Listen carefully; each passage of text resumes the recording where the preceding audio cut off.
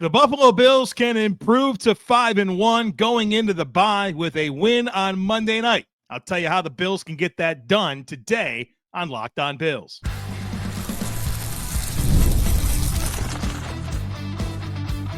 You are Locked On Bills, your daily Buffalo Bills podcast. Part of the Locked On Podcast Network, your team every day. What's up, Bills Mafia? It's Joe Marino, author of the Herd Mentality Substack, co-host of the Locked On NFL Scouting Podcast, co-host of the NFL First Read Podcast, and I'm your host of Locked On Bills. I want to thank you for making Locked On Bills your first listen every day, and a big welcome and shout out to our everydayers. You know who you are. Those of you who never miss a single episode, I appreciate y'all being here very, very much. Locked On Bills is a proud part of the Locked On Podcast Network, your team every day. Today's episode is brought to you by FanDuel. Right now, new customers can bet just $5, and if your bet wins, you'll get $300 in bonus bets to use across the app. Well, folks, welcome in. It's time to get ready for the Bills' Week 6 opponent, the challenges they present, and what the Bills need to do to deal with them. So let's dive into it. The Bills are on the road in Week 6 to face the Atlanta Falcons. The game will be played on Monday, October 13th at 7:15 p.m. Eastern Time at Mercedes-Benz Stadium in Atlanta, Georgia. Couple of notes here. First of all, the game starts at 7:15 p.m. Eastern Time. Most of the time on Monday Night Football, the kickoff is 8:15. So be aware of that. There's another game starting at 8:15. It's Bears and Commanders. The Bills are the early game. So don't make a mistake and miss the first hour of this game. It starts at 7:15 p.m. Eastern Time at Mercedes-Benz Stadium. Now, what's notable about Mercedes-Benz Stadium is it's one of the few remaining stadiums that Josh Allen has not played a regular season game in. He'll check that box this week. In a few weeks, he's going to play at Bank of America Stadium in Charlotte against the Carolina Panthers. And that'll be the first regular season game that he's had there. After that, there's only one more stadium that he's never played a game in. And it's Levi's Stadium in San Francisco, which happens to be where the Super Bowl is played this year. How about we check that box as well? You can watch this game on ESPN. Chris Fowler is on the play-by-play. I think he does a great job. Louis Riddick and Dan Orlovsky are your game analysts. Katie George and Peter Schrager are the sideline reporters. This will be the 14th all-time meeting between the Bills and the Falcons, and the Bills hold a 6-7 all-time record against Atlanta. They have won the last two, and both meetings against the Falcons under Sean McDermott. Those games were in 2022 and in 2017. The Bills enter this game with a 4-1 record, of course, most recently losing to the New England Patriots. The Falcons are 2-2. They're coming off of their bye. Their two wins came against the Vikings and the Commanders, and that was J.J. McCarthy at quarterback for Minnesota, Marcus Mariota for Washington. Their two losses, week 1 to the Bucs, and then they lost 30-0 to the Carolina Panthers. The head coach of the Atlanta Falcons is Raheem Morris. He's 49 years old. It's his second season as Atlanta's head coach. It's not his second season as an NFL head coach. If you remember, he was the Buccaneers head coach back in 2009. He held that job through 2011. And so far in Atlanta, he has a 14-18 record, and he was 17-31 with Tampa Bay. His start came in Tampa Bay. He was an assistant defensive coach with the Bucs from 2002 through 2008. And then when he was 33 years old, he was hired to be the Bucs head coach back in 2009. After he was let go in Tampa, spent 3 seasons in Washington, where he was the secondary coach. And then he came to Atlanta, actually, and was their assistant head coach from 2015 through 2020. 3 seasons as the Rams defensive coordinator, and now back to Atlanta as the head coach. The quarterback of the Atlanta Falcons is Michael Penix.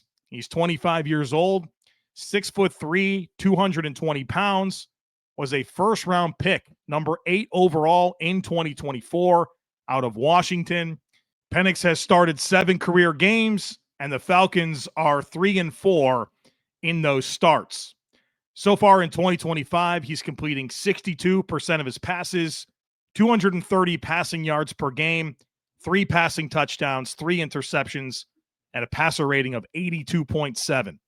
Let's get a little deeper into his metrics. So far this year, he is earning minus 0.04 expected points added per dropback. That's EPA per dropback. That's 26th in the NFL. He doesn't throw deep very often. Only 4.8% of his throws are deep, which means 20 yards or more down the field. That's 31st, so almost at the bottom of the league. On deep throws, he's 1 of 7 for 43 yards so far this year. Yards after catch has been a big part of the formula, especially the Bijan Robinson. 53% of his yards come after the catch. That's 6th highest in the NFL. He throws to his first read 69% of the time. That's 12th. His average time to throw is 2.57 seconds, which is 15th, so middle of the pack there. His catchable ball rate is 73%. That's 23rd, so accuracy has been an issue. His turnover-worthy throw rate is 1.6%. That's 7th best in the NFL. That's very good. They've had some problems with drops. 8.8% of his throws are dropped. That's 2nd highest in the NFL, behind only Trevor Lawrence. Does not face a ton of pressure. Has only been pressured on 34% of his dropbacks. That's 6th lowest in the NFL. They don't run play action, 18% play action rate. That's dead last. And they don't run a ton of screens. 6.6% of dropbacks are screens. That's 27th in the NFL. And so Michael Penix has been on a really interesting journey. Was a good quarterback at Indiana. And then he had a bunch of injuries there. He goes to Washington and really has this big glow up and had a really outstanding final season. Got him drafted in the top 10. And that was really interesting because the Falcons paid Kirk Cousins a huge contract just a few months prior and then drafted Penix in the top 10. And they rolled with Cousins for a while last year. And then eventually towards the end of the year, they transitioned to Penix. And then, of course, he's their guy now and was the guy kind of entering this season. He's got a big arm. This guy's got a big arm, can really drive the football. He's got good size, 6'3", 220 pounds. And here's the thing that's always been very interesting to me about Penix. This guy's a really dynamic athlete, but he does not weaponize his legs at all. He ran a 4.46 at his pro day. A 4.46 at 6'3", 220. And this guy barely ever runs. So far in the NFL, in his 7 starts, he has 11 scrambles for 50 yards. Now, get this. In college, almost 1,200 dropbacks. He only scrambled 35 times. So he just doesn't weaponize his athleticism, and he's a freak athlete. It's very interesting to me. I think maybe the very in-depth injury history that he has plays into that. But even before that started to happen, he wasn't much of a runner going back to his time at Indiana. And obviously, this guy's got a lot of dynamic athleticism that just is not weaponized. So interesting player, has arm talent, has size, can really move. He's inexperienced. Obviously he came into the league with a lot of college experience, but only 7 starts to this point. And he's finding his way here in Atlanta. So we'll talk more about Penix and this offense and the keys for the Bills defensively here on the other side of it. So folks, be sure to stick with me. When the opening whistle blows on a new repair, get your crew moving forward with Supply House. Order today and see parts on your doorstep tomorrow. Over 280,000 plumbing, HVAC, and electrical items from the most trusted brands in the business. Their real-time inventory and honest lead times keeps you from punting projects, while their industry-leading customer service always has your blind side covered. If you need parts fast for a new project, you're in luck. Supply House has next-day delivery. Talk about a game changer. The part finder tools and 3D schematics can save you hours on jobs where every detail matters. And you got to check out their Trade Master perks like priority shipping and dedicated support that make the whole process smoother. So join the free Trade Master program today and score serious perks like priority shipping, lower prices, and a dedicated support line. Visit supplyhouse.com to sign up for free and use promo code SHNFL5 for 5% off your first order. That's supplyhouse.com. Real people, real service. Welcome back, folks. Let's talk more about this Falcons offense that is coordinated by Zach Robinson, 39 years old, in his second season as the Falcons offensive coordinator, and was an offensive assistant with the Rams from 2019 through 2023. He was a quarterbacks coach, passing game coordinator with Sean McVay, and now he's the offensive coordinator with the Falcons. He was a quarterback in college at Oklahoma State, so he's had a pretty quick transition from college player to a chance to coach for a while in the league, and now he's an offensive coordinator. He was part of Pro Football Focus, actually, for a while. He was one of their analysts, and, it's a pretty neat glow up for him. Metrically, so far this year, the Falcons are scoring 19 points per game. That's 26th. They pass the ball 52% of the time. That's not very often. That's 27th. They run it a lot, 48% of the time. That is 6th. They're 22nd in EPA per play offensively, 22nd in EPA per pass, 16th in EPA per rush. They convert 42% of their third downs. That's 10th best in the league. And they're 46% scoring touchdowns in the red zone. That's 26th. That's not a very good rate. 6 of 13 so far on their opportunities to score in the red zone. Let's talk about this personnel. They've invested some high draft picks on skill players, one of them being Drake London at wide receiver.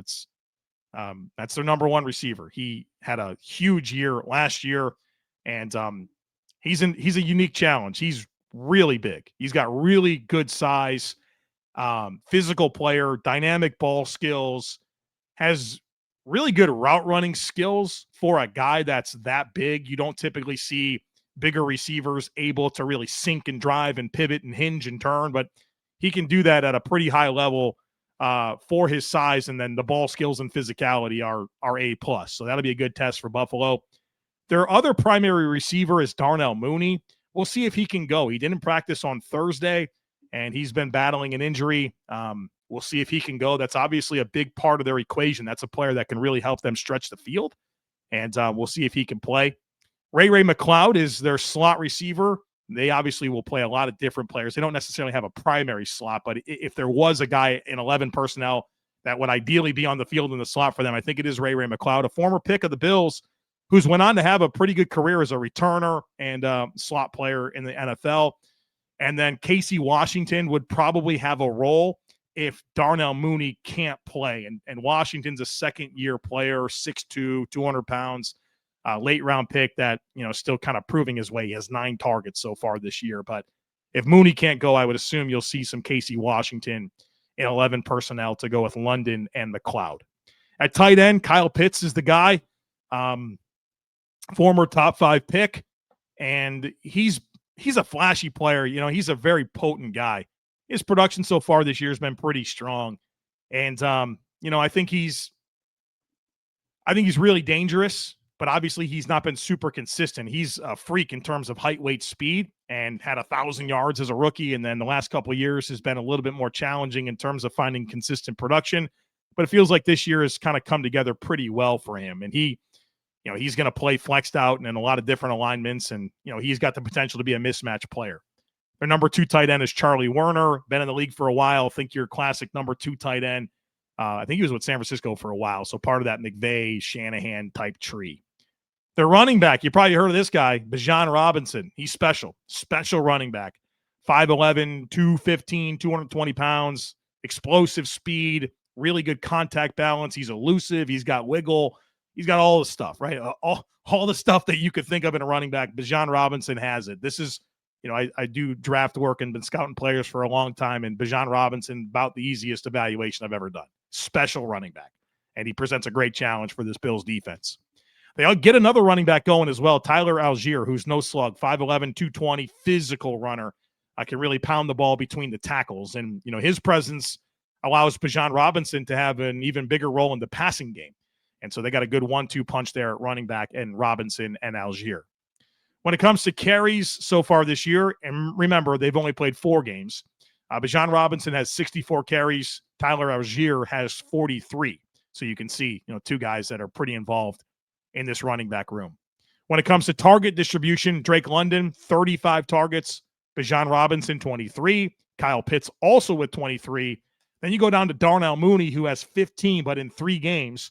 Then Ray McLeod with 12, and then anyone else is less than 10. So This is very much the London, Robinson, Pitts, maybe Mooney if they have them, Algier show. Like that's their people. And there's a lot of talent there. There's a lot of very talented players. You got 3 top 10 players in terms of skill players, right? Bijan Robinson, Drake London, Kyle Pitts, all top 10 selections. So dynamic, man. They have a lot of potential to be dynamic. And I think London and Robinson have really entered that stratosphere of like A+ skill players in the NFL. Their offensive line is a pretty good one. Their left tackle, Jake Matthews, boy, he's been one of the most consistent players in the NFL. I wish I had the information in front of me, but I think this guy's probably had like maybe 10 years in a row of just always being their left tackle, being a quality pass blocker. He's a quality starter. He's not an elite player. He's been a quality starter, like literally the same guy for like 10 years. It's been a great career for Jake Matthews. Their left guard is Matthew Bergeron. I like this guy a ton. Young player out of Syracuse, and was, I think, a day 2 pick a couple of years ago, has settled into their left guard role, and I think he's a quality starter. Their center is Ryan Newsill, who's been a great development story for them, was a 2021 undrafted free agent out of Appalachian State, and kind of took over as their starting center at a point last year, entered this year as their guy, and looks like he's going to be an answer. Their right guard, Chris Lindstrom, might be the best guard in football. Certainly top 3, top 5 type player. Can really get after people in the run game. He's a wall in pass protection. He's outstanding. Then their right tackle is Elijah Wilkerson. This is where they're missing a guy. Caleb McGarry is their traditional right tackle, and he's a first-round pick that they've paid, but he's out for the year. So Elijah Wilkerson is stepping in at right tackle. And look, that's a pretty good player to have stepping in. He's been in the league for 9 years. He's been on 4 different teams. He started 49 games. No, he's not an ideal starter, but you can do a whole lot worse as a guy to pull in and have to get through, a season when you miss a player. So it's a depth player, but no slug of a depth player there at right tackle. So what are the keys? What are the keys for this Bills defense against this Falcons offense? Number 1, don't get killed by Bijan Robinson. This is the type of player that we've seen it, right? We've seen it. We've seen what Derrick Henry can do to this defense. We've seen Jonathan Taylor, Saquon Barkley. He's in that stratosphere. It's a challenge. And there's been times when I think the Bills have met those moments against really good running backs, but more times than not, they don't. And so I would like to see the Bills be pretty intentional about saying, hey, he's probably going to make his plays, but we're going to try to make you do some other things. I think that's the type of player that demands that type of attention. So whatever it is, do something to try to neutralize him the best you can and not make it one of those 200 yards from scrimmage and 4 touchdown days, right? We've seen that. What Jonathan Taylor had 5 touchdowns and 200 yards against the Bills. Let's not sign up for that on Monday night. Number 2 is dare Michael Penix to throw the ball down the field. And I think that goes hand in hand with number 1. Michael Penix is not proven this year to be able to push the ball down the field. And I'm not talking 20 plus, I'm talking 10 yards plus. On throws 10 yards or more down the field, he's 17 of 43 for 311 yards, no touchdowns, 2 interceptions. His passer rating on throws 10 yards or more down the field, 45.8, dead last in the NFL. His completion percentage, 39.5%. That's 29th out of 32. His completion percentage over expectation, minus 6.8. That's 29th. And his catchable ball rate is 51%. That's 31st. Now, I'm sure those numbers are going to improve. He's a talented player. He's got talented skill players. There's a good offensive line. But boy, through 4 games, he's not proven able to do it. I'd find out if he can. I'd be willing to be a little bit more aggressive with how you play in lower alignments and get some guys closer to the action to give yourself a better chance to get population to the ball against Bijan Robinson, but also because Penix hasn't proven to be consistent throwing the ball down the field.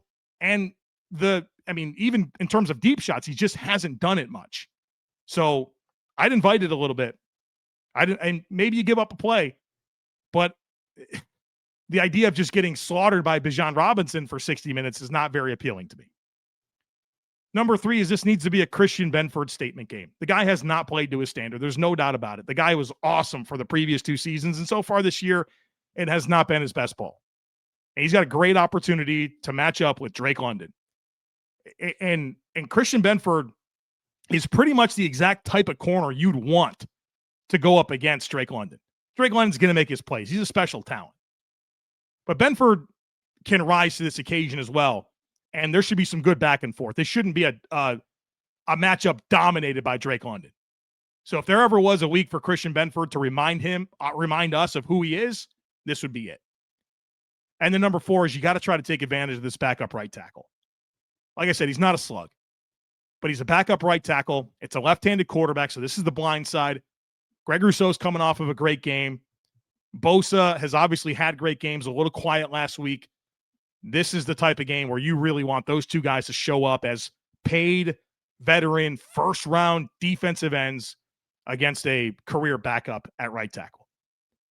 So there you have it. Let's take a quick break here. When we come back, we'll talk about this defense. And they got a lot of young talent. We'll break that all down here for you next, folks. Be sure to stick with me. The NFL season is here, and FanDuel has an offer you not want to miss. Right now, new customers can bet just $5, and you'll get $300 in bonus bets if you win. That's right. Pick a bet, put $5 down, and if it hits, you're going to unlock $300 in bonus bets to use across the app. I love how FanDuel gives me so many different ways to play. I've built parlays, tried player props, and even followed the live lines during games. It makes watching football even more exciting when you got a little something riding on the action. So whether you're a casual fan or love diving into the stats, FanDuel makes the game day experience so much better. The Bills are favorites, 4.5-point favorites heading into Atlanta. You think they cover that? Get in on the action. Maybe you think Atlanta does. Get in on the action over at FanDuel. What are you waiting for? Visit FanDuel.com to download the FanDuel app today and get started.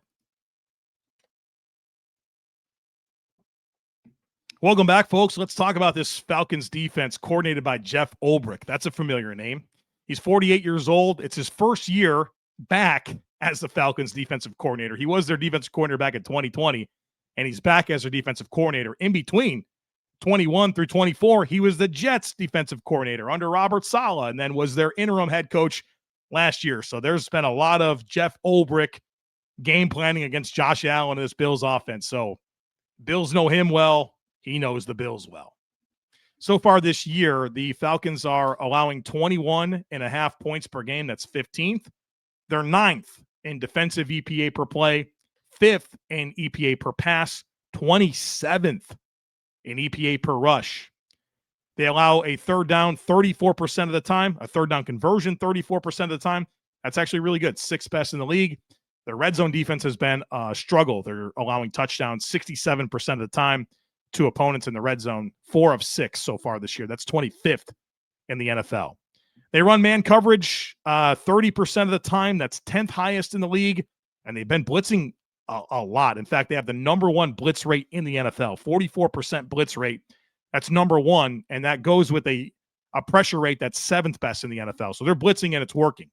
Now, I am curious about how much of that is because of the quarterbacks they faced.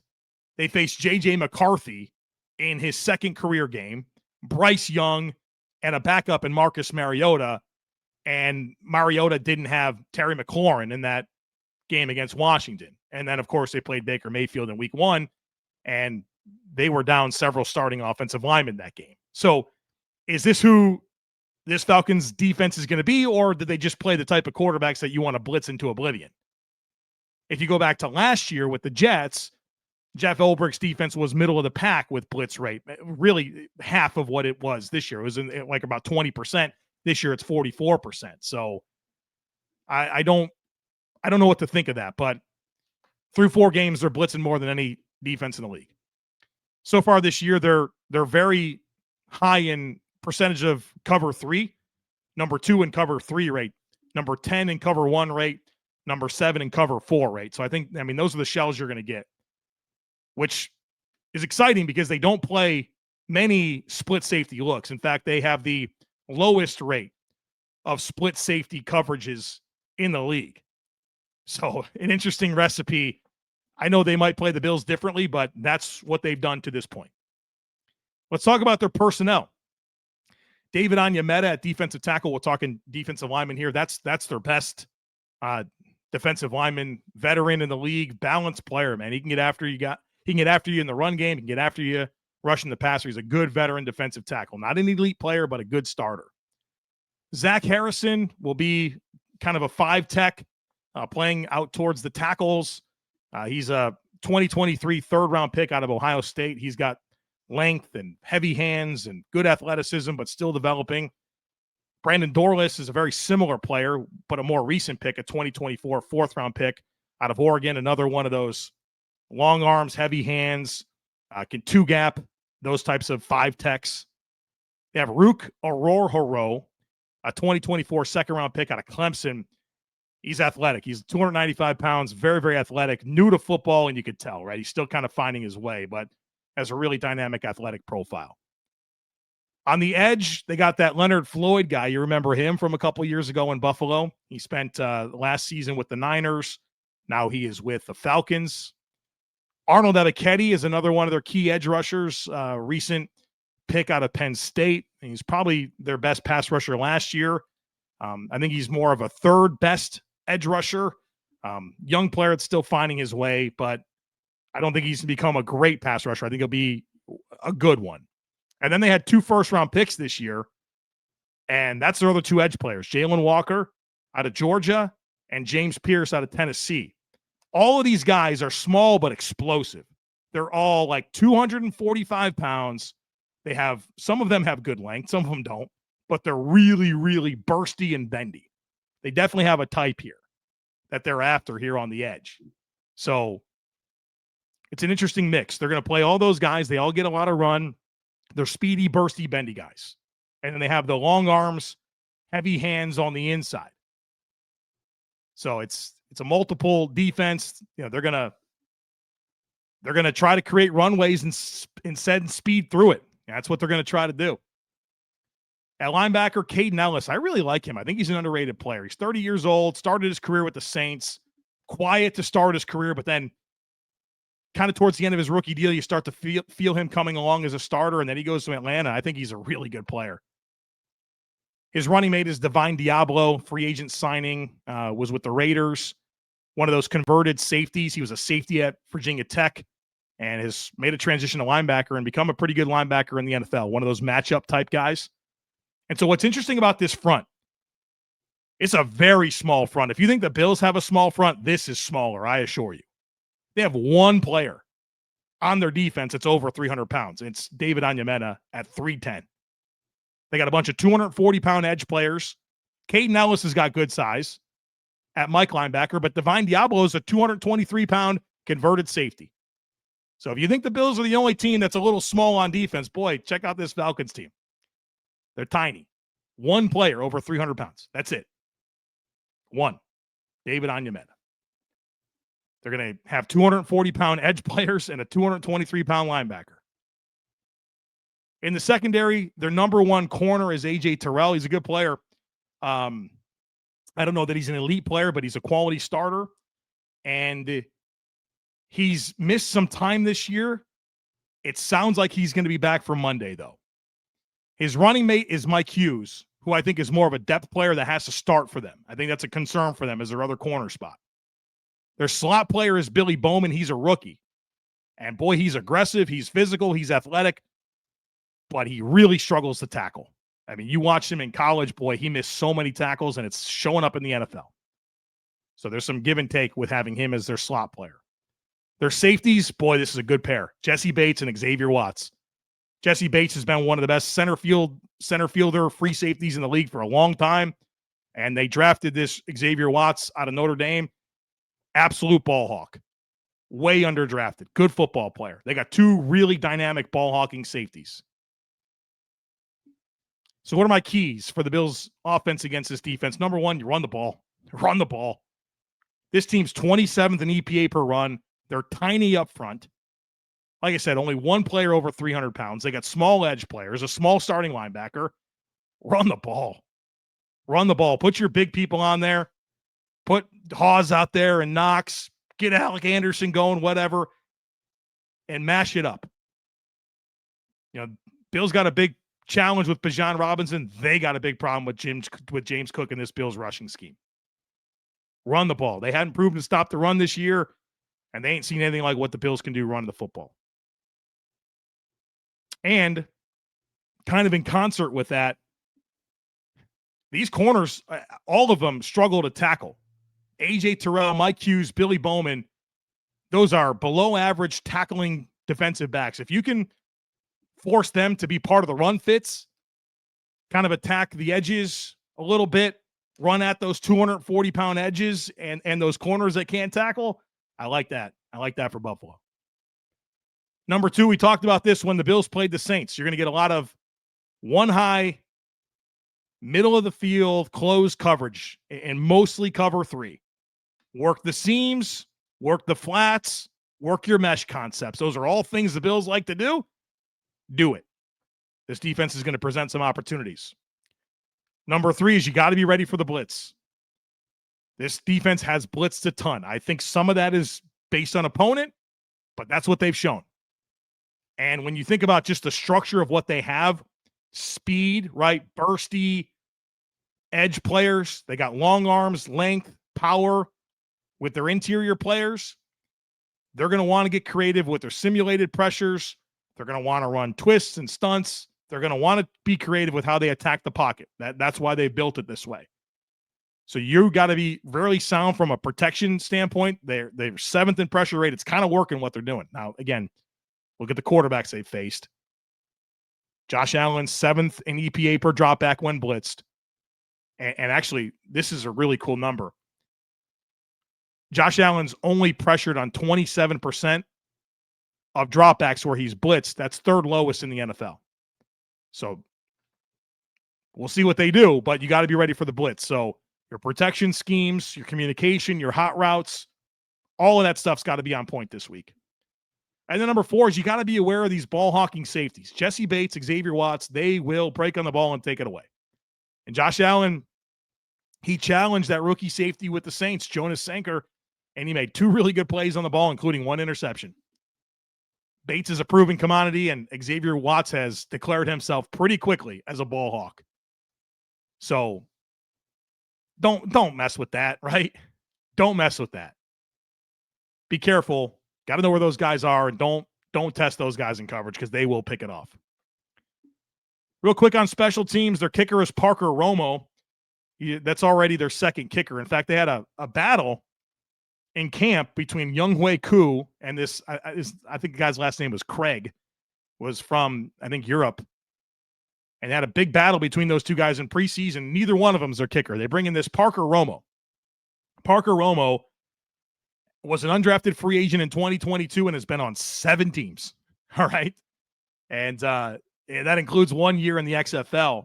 Now, he's been on 7 different teams. He's had 7 different chances, but he's only ever kicked this year for Atlanta, and then he was 4 games actually as the Vikings kicker last year. His metrics are pretty good. He's 18 of 21 on field goals, 12 of 13 on extra points. But there's a reason he's had 7 different opportunities since 2022. Their punter is Bradley Pinion. He's been a good NFL punter since 2015. He was on Tampa for a bit, San Francisco for a bit. Now he's on Atlanta. Their kick returner is Jamal Agnew. And Jamal Agnew has been a very dangerous returner in the NFL. In fact, he has 6 career return touchdowns. Now, he's kind of tapered off recently. He spent 2024 on the Steelers practice squad, which is very surprising to me. Had some injuries in 2023. He's had injuries this year. He's actually missed some time this year. So I don't know if it's more like the resume before. He's 30 years old and has been banged up. He's small, but 6 career return touchdowns. And there was a stretch there when he was with the Lions where I thought he might have been like one of the best 3 to 5 returners in the league. So he can certainly present some challenges and has been a very dangerous return man in the NFL. So there you have it, folks. My primer for Bills Falcons. Hopefully this makes you feel ready for the game. Now, we normally do a Saturday podcast. The Bills are playing on Monday Night Football. So we're going to drop the Saturday podcast probably on Sunday. That'll give me a chance to get the final injury report. so we can get you good injury information, which will come out on Saturday.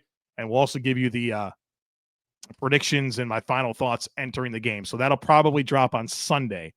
But don't expect it early on Saturday morning because the injury report's not going to come out until later on Saturday, and I won't put the podcast together until after that. So maybe it's Saturday night, maybe it's Sunday morning, something like that. But that's when you can expect our next conversation ahead of Monday Night Football, where the Bills have a chance to get to 5-1 entering the bye. All right, folks, that's going to do it for us here today. As always, I thank you for being here. I kindly ask that you share, subscribe, rate, and review. Have a great rest of your day. Go Bills, and I look forward to catching up with you again real soon.